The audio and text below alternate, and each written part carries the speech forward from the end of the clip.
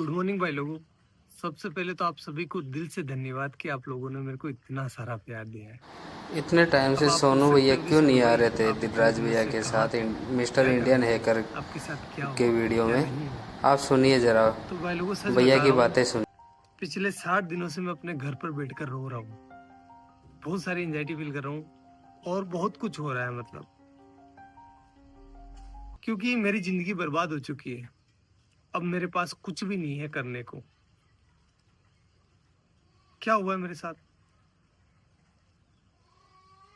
कुछ अलग हुआ है मेरे साथ, जिस वजह से जो भी मैं था ना वो खत्म हो गया है। कैसे हुई है मेरी जिंदगी बर्बाद, ये जानना है आपको अगर, या फिर मेरे को मैं बताऊं कि मेरे को मैं बता सकता हूँ आपको कि मेरी जिंदगी कैसे बर्बाद हुई है, तो उसके लिए मेरी जिंदगी जाननी पड़ेगी कि सोनू ने स्ट्रगल करके क्या अपने जीवन में हासिल किया था और उसके पास अब वो नहीं है। सोनू जिंदा रहने के लिए भी संघर्ष करा है सोनू भाई ने, जिंदा रहने के लिए। तो मैं बताता हूँ आपको कि मेरी जिंदगी कैसी थी, तब आपको भी समझ में आएगा कि मैंने क्या खोया है और मैं ऐसा क्यों सोच रहा हूँ कि मेरी जिंदगी बर्बाद हो गई है। और सबकी शुरुआत होती है मेरे नाना जी के घर से, वहीं से शुरू करते हैं।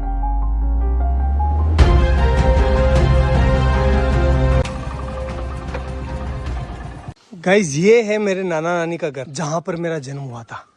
चलो अंदर चलकर देखते हैं कौन कौन है।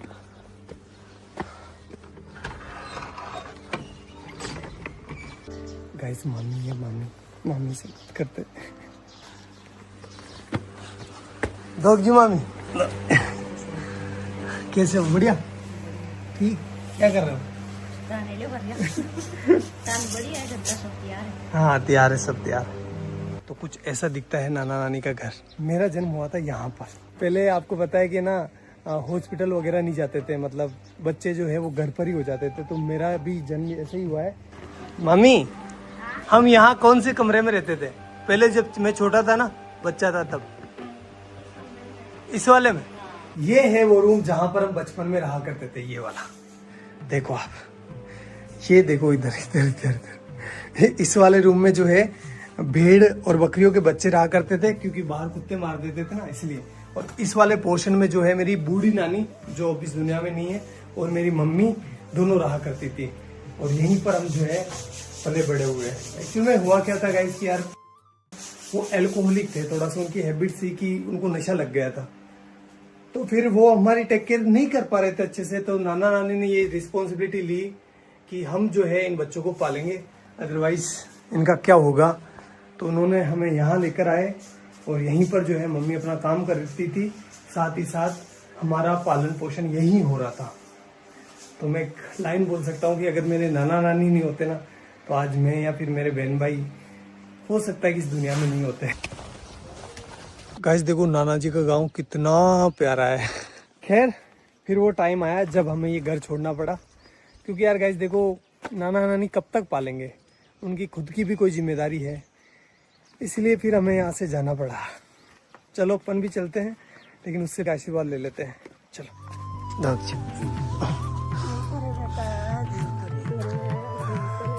मेरी नानी है, आपको बाद में बताऊंगा इनके बारे में।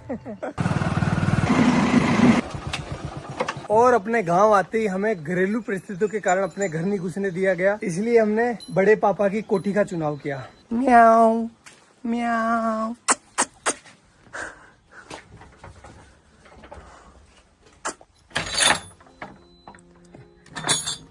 तो भाई लोगों ये है हमारी कोठी, जहां पर हम 2 साल रुके थे। तो अगर मैं अपने 2 हाथ फैलाऊं ना, इतना ही डिस्टेंस है, ज्यादा नहीं है। इतनी ही इसकी लंबाई है और इतनी ही इसकी चौड़ाई है, ये देखो। और हाइट आप देख सकते हो, बस इतना ही है। मेरी हाइट थोड़ी कम है, इस वजह से यहाँ पर जगह भी कम रह गई थी। केवल यहाँ पर एक छोटा सा मचान बिछाने के लिए जगह थी। और ऊपर से जो है बरसात का पानी टिपकता नहीं था, बरसात का पानी गिरता था, क्योंकि ये छत है ना थोड़ी नीचे है। और यहाँ पर आप देख सकते हो नीचे जो इसका फर्श है ना, फर्श वो बना हुआ था गोबर और मिट्टी का। इस वजह से यहाँ पर कभी कभी सांप आ जाया करते थे, अपने घर बना लिया करते थे। और भाई लोगों इस घर में हमें जिंदा रखने की जिम्मेदारी आ गई हमारे मम्मी के कंधों पर। और इस वजह से पहले भी काम किया उन्होंने, लेकिन उन्होंने 10 रुपए मजदूरी में काम चालू कर दिया। 10 रुपए में से 5 रुपए के वो हमारे लिए चावल लेकर आती थी। मैं लेकर आया हूँ आपको बताने के लिए कि उस टाइम कितने चावल आते थे। इतने चावल आते थे 5 रुपए के। तो इन चावलों से वो हमारा पेट भरती थी, तीनों बहन भाइयों का सॉरी, और खुद भूखी सो जाती थी कि मेरे बच्चों का पेट भर जाए, बस बहुत है, मैं तो निकाल लूंगी रात। और हम ना समझते उस टाइम, तो हम नहीं समझ पा रहे थे कि हमारी माँ जो है वो भूखी सो रही है। हम तो बस अपना पेट भरने का ध्यान दे रहे थे। लेकिन मेरी मम्मी जो है उस टाइम बिना कुछ खाए भूखी सो रही थी। एक जो कटोरी होती है आटे की, उसको संभाल के रख रही थी कि जब बुरा टाइम आएगा तो मैं अपने बच्चों को खिलाऊंगी। खुद कुछ नहीं खा रही थी, एक टाइम खाना खाती थी पूरे दिन में वो, और कंटिन्यूस काम कर रही थी वो।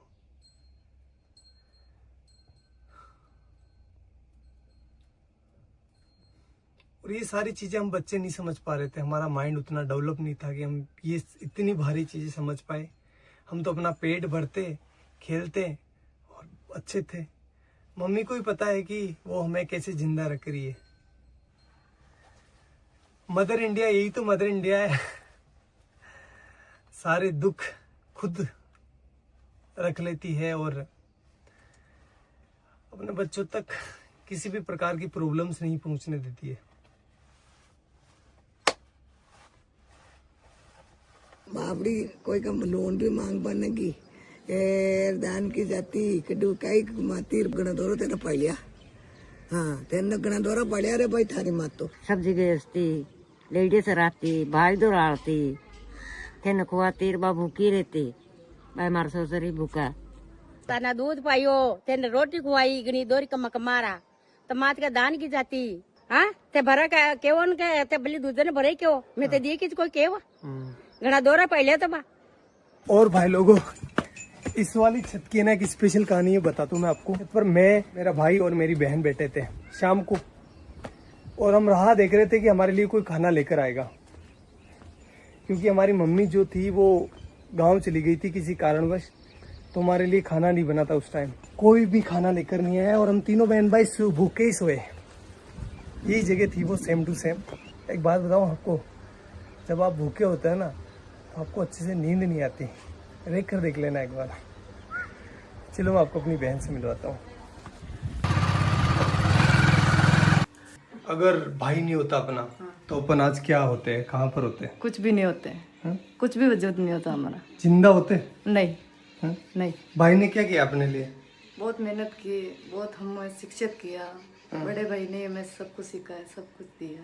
गाइस बात है 2008 की, जब मेरा बड़ा वाला भाई इस पीछे वाले स्कूल में पढ़ाई करता था। उस टाइम हुआ क्या था, कुछ शरारती बच्चों ने स्कूल की घंटी जो बेल होती है उसको छुपा लिया था, और उसका सारा इल्जाम मेरे भाई पर लग गया। भाई को स्कूल से सस्पेंड कर दिया गया। देन हमने जैसे तैसे कर करा के भाई का एडमिशन जो है वो बाहर की स्कूल में करवा दिया, जहाँ पर वो कुछ किराया देकर स्कूल चला जाता था।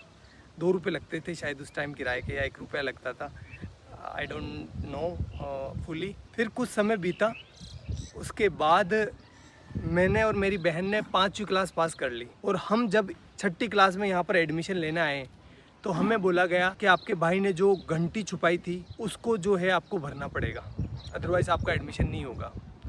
तो उस टाइम 350 रुपये, 360 रुपये जो है उस घंटी के देने थे। 1 महीने से ज़्यादा टाइम लग गया 360 रुपये का जुगाड़ करते करते, इसलिए उस साल हमारा एडमिशन नहीं हो पाया, और यहाँ पर जो है एडमिशन बंद हो गए।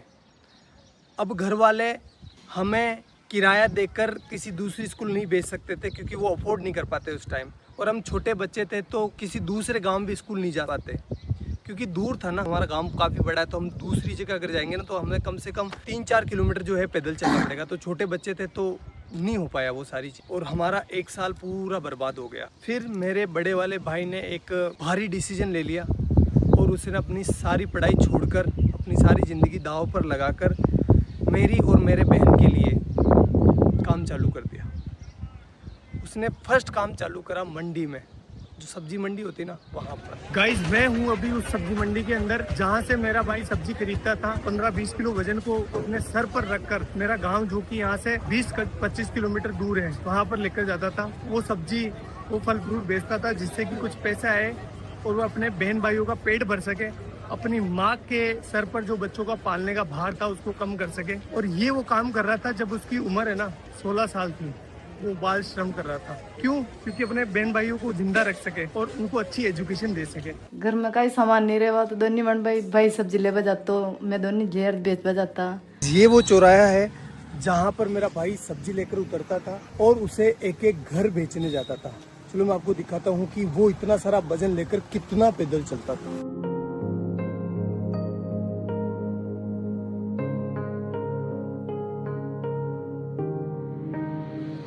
उस 20 किलो वजन को अपने सर पर रखकर इन घरों में घूम घूम कर सब्जियां बेचता था। इस काम में कुछ लोग पैसे नहीं देते थे, मतलब सब्जियां उधार ले लेते थे और फिर बोलते थे कल ले लेना, परसों ले लेना। भाई लोगों एक बार की बात है, सामने जो पाबूजी महाराज का मंदिर दिखाई दे रहा है ना, उनके बारे में मैं ऐसा बताया गया, जो लड़के बैठे होते हैं ना चौराहे पर, बदमाश नहीं बदमोश उन्होंने ऐसा बोला कि मेला है पाबूजी महाराज का, तो इस दिन इस डेट को पाबूजी महाराज का मेला है, तो तुम अपनी सब्जी और फल फ्रूट लेकर आ जाना यहाँ पर। तो हमने सोचा अच्छा है कि हमारा जो है फल फ्रूट बिक जाएगा और हमारा कुछ बेनिफिट हो जाएगा। हम आए तीनों बहन भाई, तो यहाँ पर आकर देखा तो कोई मिला नहीं था और उन्होंने थोड़े से हमसे फल फ्रूट ले लिए और हमको डरा धमका के भगा दिया।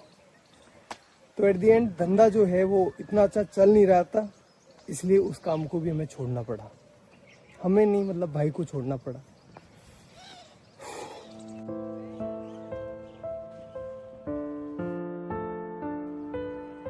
और गाइस फिर मेरे भाई ने खिलौनों की दुकान पर काम चालू कर दिया, जहां पर उनकी सैलरी थी 50 रुपए पर डे, यानी 1500 रुपए पर मंथ।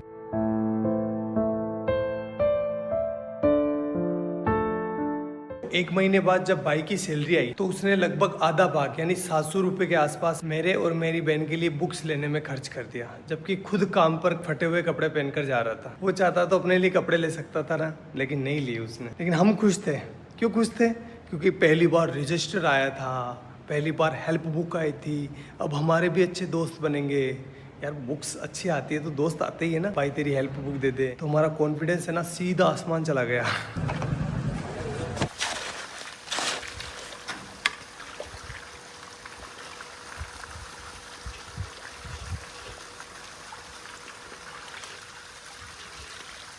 भाई लोगों अब मेरी बारी थी, जो भी मैंने लिया है ना उसको वापस रिटर्न करने की, इसलिए मैं काम करने लग गया। साथ ही साथ अब बड़ा हो गया था, इसलिए मैं अजमेर वाली स्कूल में जाने लगा बस से, और वो भी साइंस बायो पढ़ने। तो बताता हूँ मैं आपको ये मैंने कैसे किया।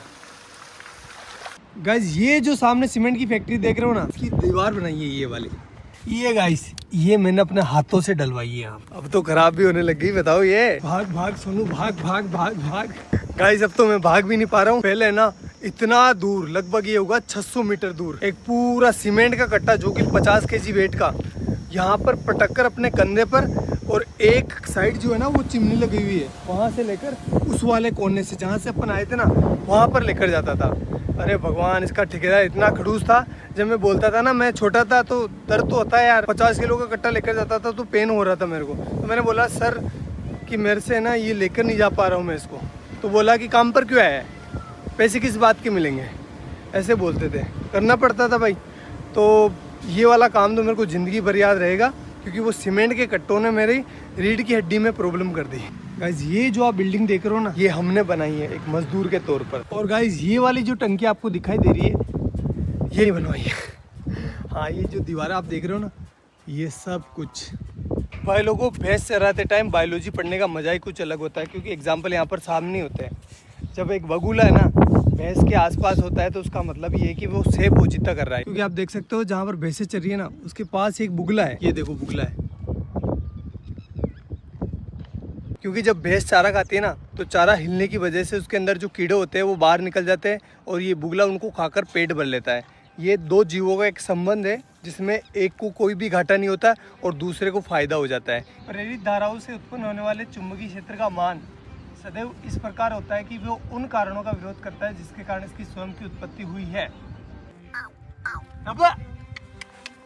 अरे डब डब डब, डब जा।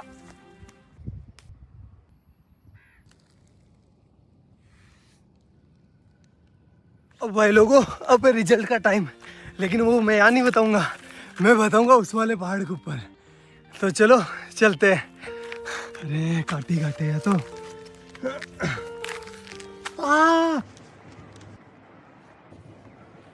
अब भाई लोगों मेरा आ गया 12th का रिजल्ट। परसेंटेज तो कम ही बना है, फिर भी मैं आपको बता देता हूँ।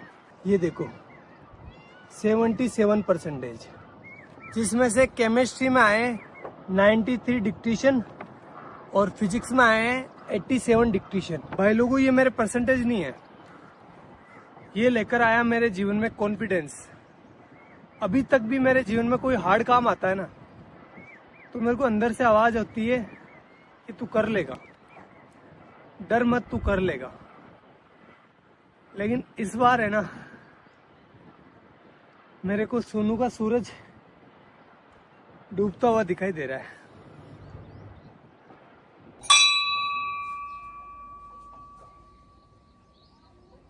भाई लोगों अब मैं टीचर बन चुका था, चलो क्लास लेकर आते हैं। हाइजेनबर्ग का अनसर्टेनिटी प्रिंसिपल, जिसके बारे में अपन बात करने वाले हैं, ठीक है। चलो बताओ कहाँ पर जाकर गिरेगा।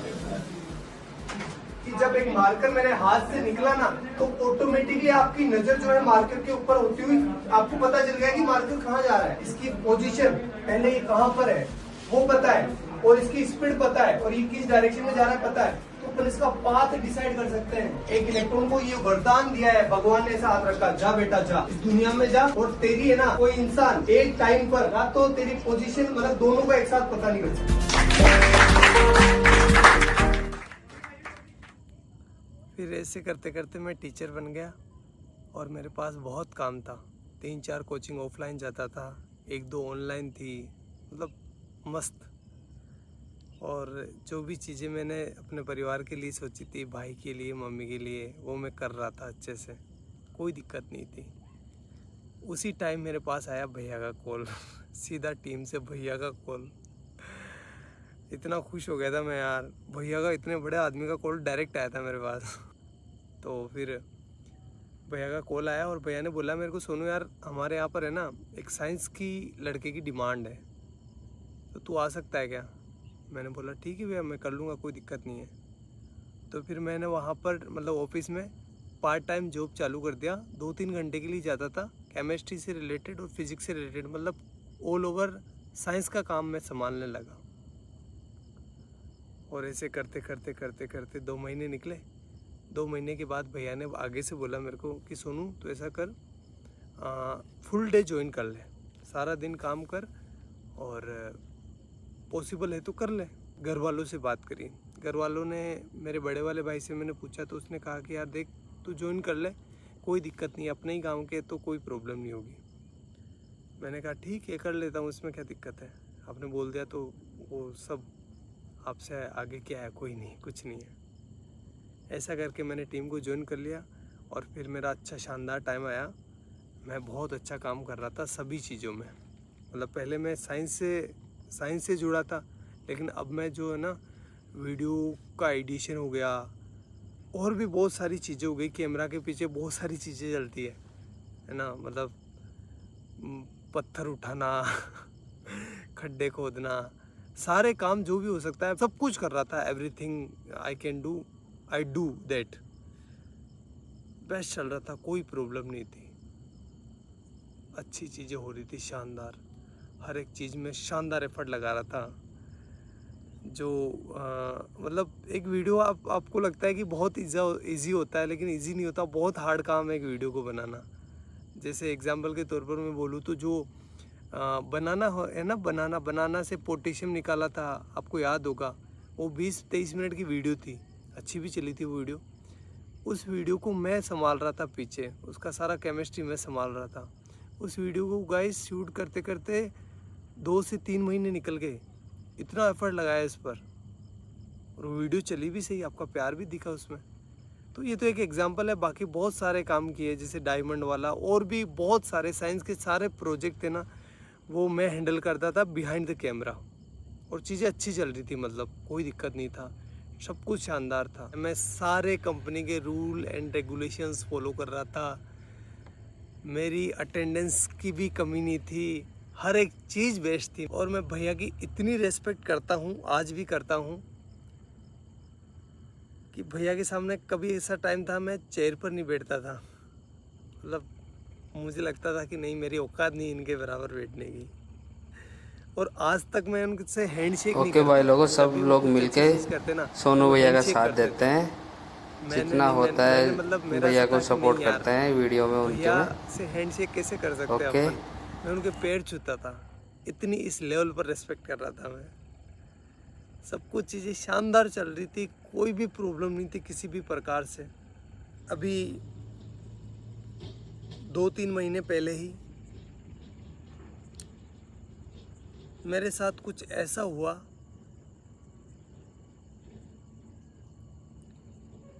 कि मैं अब आपको अभी तो आपको बता नहीं सकता। मैं पता नहीं कौन सी ज़िंदगी से निकल के आया हूँ, मेरे ये दिन कैसे निकले हैं मैं ही जानता हूँ। वो तो आप लोगों का प्यार है और घर वालों का प्यार है। लेकिन मैं एक बहुत हार्ड टाइम से निकला हूँ। तो मैं कुछ बोलकर क्योंकि मेरी मेंटल हेल्थ और मेरी इमोशनल हेल्थ दोनों ही ठीक नहीं अभी। मैं और इसको ख़राब नहीं करना चाहता। और अब जो है मेरी ज़िंदगी ख़राब हो गई है, बर्बाद हो गई है पूरी। ना तो मैं टीचिंग का रहा, ना मैं यूट्यूब का रहा। और सच बता रहा हूँ भाई लोगों, कुछ लोगों के मन में कुछ भी आ सकता है, लेकिन मैंने किसी को धोखा नहीं दिया है। मैंने सिर्फ एक बार मौत को धोखा दिया था, जब मेरे को पानी में फेंक दिया गया था, छोटा था तब। तो उस टाइम मैं मरने से बचा था, बड़े वाले भाई ने बचाया था मेरे को। तो उस टाइम मौत को धोखा दिया है मैंने। बाकी मेरी ज़िंदगी में मैं किसी को सोच भी नहीं सकता। मतलब मेरी ज़िंदगी ख़राब हो गई है, पूरी बर्बाद हो गई है, मैं कहीं का ना रहा।